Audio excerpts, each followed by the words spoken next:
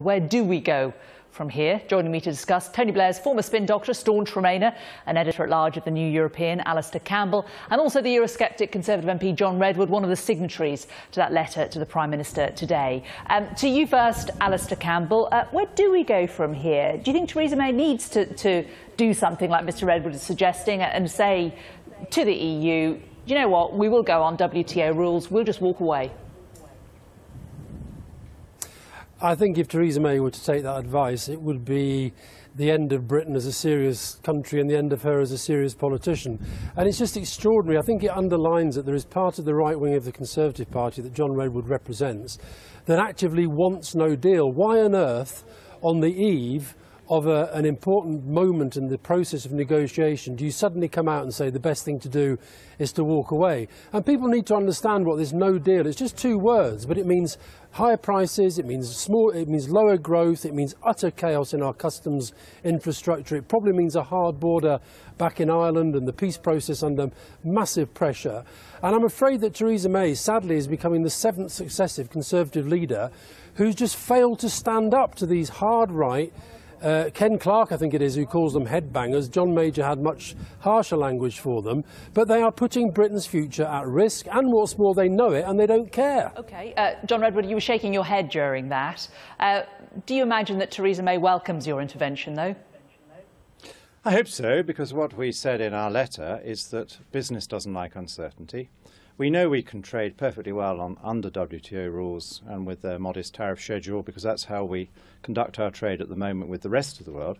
So to end the uncertainty, if they don't want to talk to us about that free trade agreement we'd all rather have, we should say we're planning seriously for this. This is how we will behave on the 30th of March 2019 if the EU haven't woken up and realised that a free trade agreement is very much in their interests. Well, Alistair Campbell, what is wrong with the UK embracing World Trade Organization rules? You know, we use them to trade with other countries around the world successfully. We would, as the EU and the UK are both members of the WTO, if that was the case, we would have most favoured trading status. It could work, couldn't it? No, you won't get why do you automatically qualify for most favoured nation status? That will not happen. John Redwood and his friends and colleagues, they're just not being straight with the British people. If we come out of the single market on a no-deal basis, so we lose our biggest trading partnership, we lose 66 trade deals with 66 countries that we currently do through the European Union. We plunge businesses into total chaos with them not knowing the regulatory systems in which they're working. It is a total fantasy, and it's, I'm afraid, all of a piece with the fantasies that have kept these right-wing headbangers on Brexit going as long as they have.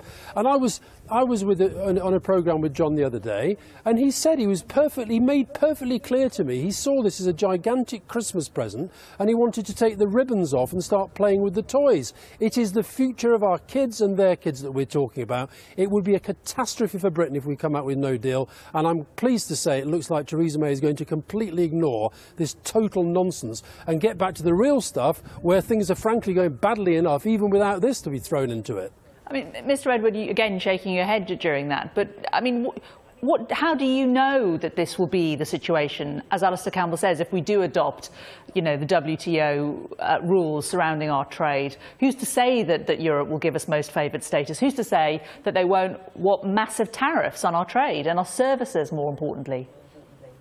Well, once a spin doctor, always a spin doctor. Mr Campbell just spends his whole time falsifying my views and pretending to speak for me in ways that I've never spoken for myself, and then rerunning Project Fear, which was rejected wholeheartedly by the electorate in the referendum. Well, I mean, so many things to unpick, but let's take first of all the fib that we won't have access to the trade deals that the EU has done whilst we remember, because of course they innovate to both the rest of the EU and to the United Kingdom. Well, all you have to do is just make sure the other party to them is happy to carry on, and as I understand it, they are all happy to carry on. No country is saying they want to break the trade deal. You and Liam Fox have spoken to these 66 countries, have you? I haven't, but the International Trade Department is doing just that, and no international country has notified us that they don't wish to carry over the trade deal. They liked it when they negotiated it. Why would they want to upset it or throw it over. Many people see the UK becoming a full member of the WTO because people like you said it was going to be vote and easy voice. to do a deal.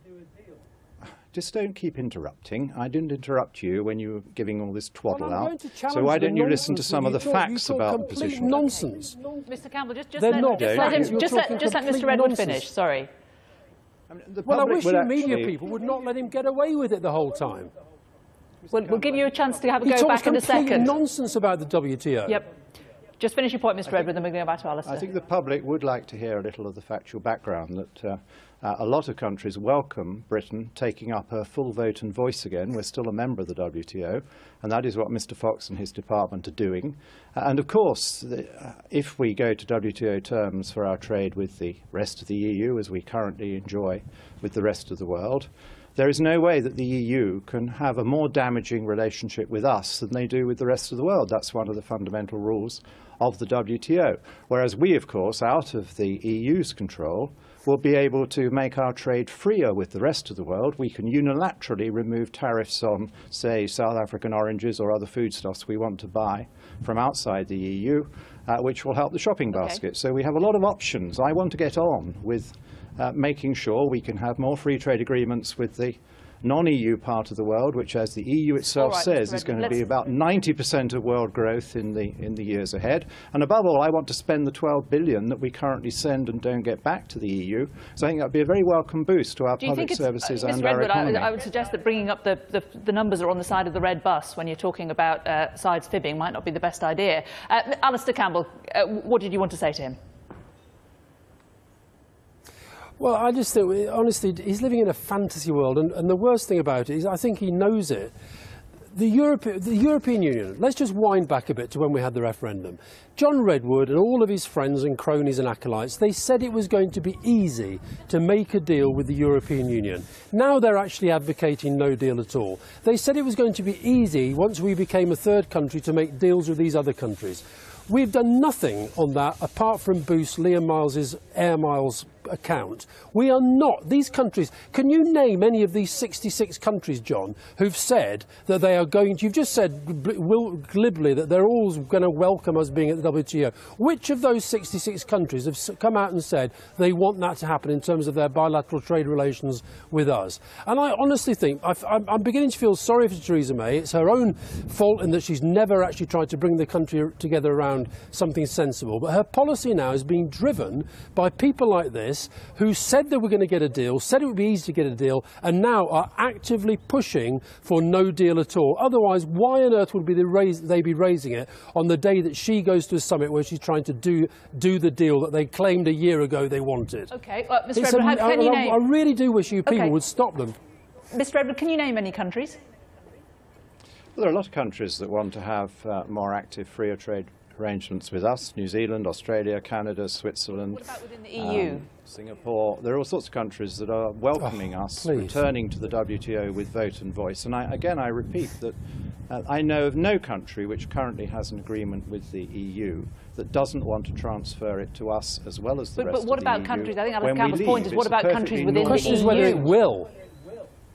I'm saying they will. I don't know of anyone who wants to. And do they prefer to? Do they want to trade with us or with the EU? Which is more important to them now?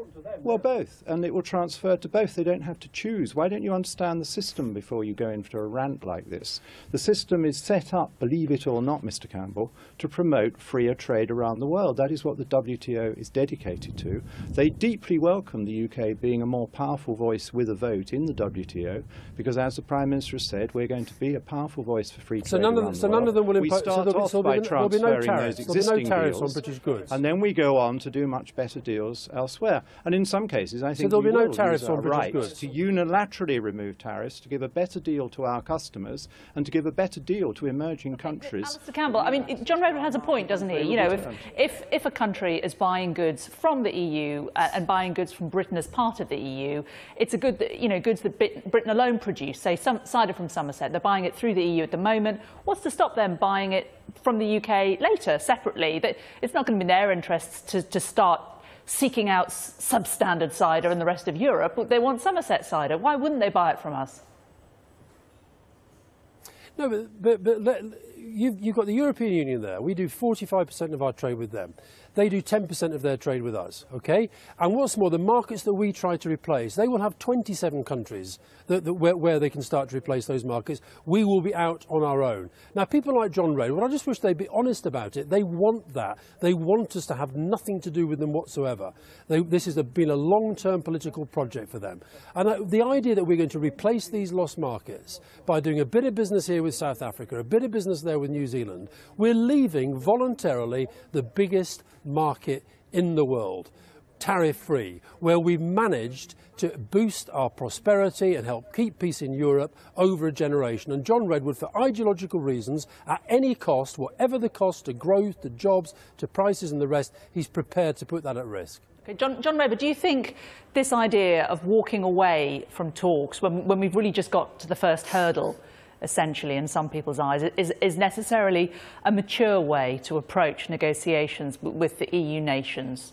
It sounds a bit like a child sulking and taking their ball back, doesn't it? Well, let me just first of all deal with that further nonsensical rant. We're in no way going to turn our backs on the EU. We want a very positive and friendly partnership, as the Prime Minister has set out.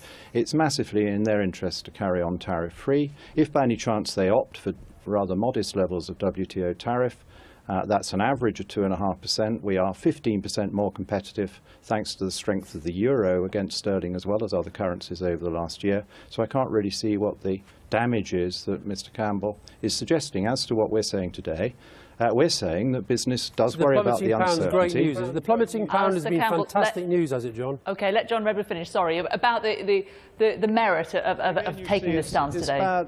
Badly informed. I presume Mr Campbell hasn't seen that the pound has actually risen against the dollar and the yen for quite a bit of this year. I was talking about the strength of the euro, which gives us the pound plummeted on the back of Brexit, and you're now celebrating that as good news. But it's come back up again, hasn't it, Alistair Campbell? You're again trying to put silly words into my mouth because you don't like dealing with the realities that I'm explaining. But on what we're doing today, which I'm sure your viewers will be interested to know, we're saying that to end the uncertainty for business, we're endorsing what the Prime Minister is doing, which is preparing for us to be able to trade and carry on perfectly well if there is no agreement of a wider nature with the EU.